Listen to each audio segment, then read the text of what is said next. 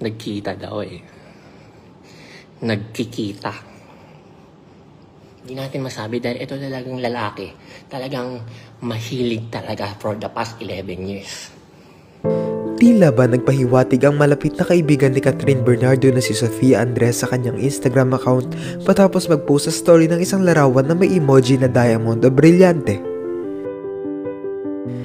Ayon sa mga netizens, parang nagbibigay umano ng clue si Sofia na may kinalaman ng aktres na si Andrea Brillante sa hiwalayan nila Catherine at Daniel Padilla na mas kilala bilang Kathniel.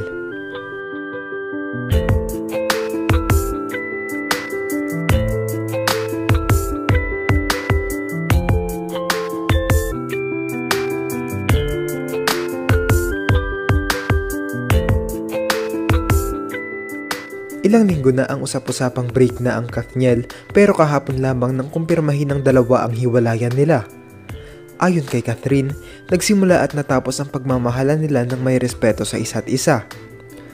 Para naman kay Daniel, ang pagmamahal niya kay Catherine ay walang hanggan at walang katapusan.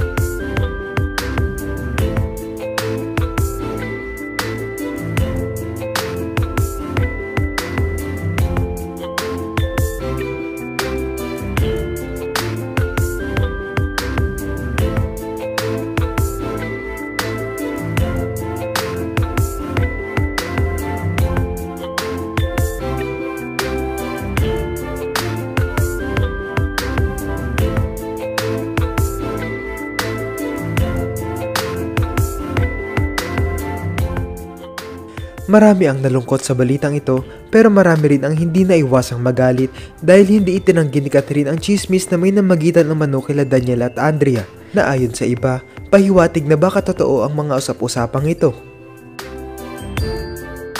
Sa kanyang live, nagbigay ng revelasyon si Sian Gaza tungkol sa isyong ito at ayon sa kanya, nagkikita sila Andrea at PJ lalo na nung naghiwalay ang aktres at boyfriend nito na si Richie Rivero.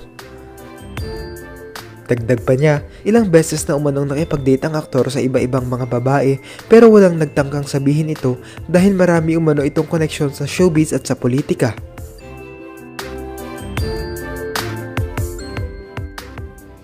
Ang tanong ng bayan, Sian, totoo ba yung K?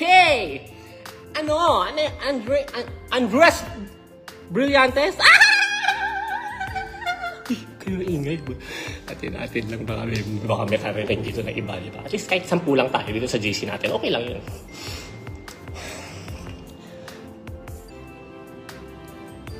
Nagkita daw eh. Nagkikita. Multiple times na. Lalo na yung after ng breakup nila ni Richie. Yan ang chika, ha? Hindi natin yan sure. Kaya na ako alam na katotohanan. Yun lang yung nagsadap ko. Tapos, ito yung nakapagpapuno kay Catherine. Kaya binatawag, parang pagod na ako. Kaya lang na nag-break na sila few months ago. Ayaw pa rin sila pa-announce ng management. Negosyo yan, Brad eh. Laking negosyo yan. Daang milyones yung value niyan. Ito pa lang si Andrea. Hobby pala niya yan. Paano ko nalaman? Mars, wag ka. 6 na sikat na personalidad ang nag-chat at lumapit sa akin. Ano pinapoint out ko? Para i-rule out natin. Para i-rule out natin na ang may kasalanan sa hiwalayang ito ay si Andres Bonifacio lamang. Mali yun. That's emotional na parang may masisi lang tayo, meron lang tayo mapagbalingan ng galit natin. Mali yun. Hindi natin masabi dahil ito talagang lalaki. Talagang mahilig talaga for the past 11 years. Image loyal lang. Kaya lang, walang natatakot na pumalag, mag-expose, i-post ng mga babae or ng mga kaibigan, expose kasi gusto eh. Brad, bigating pamilya yan. Daming connection yan sa showbiz at sa mga politika. At sa politika, mga politiko.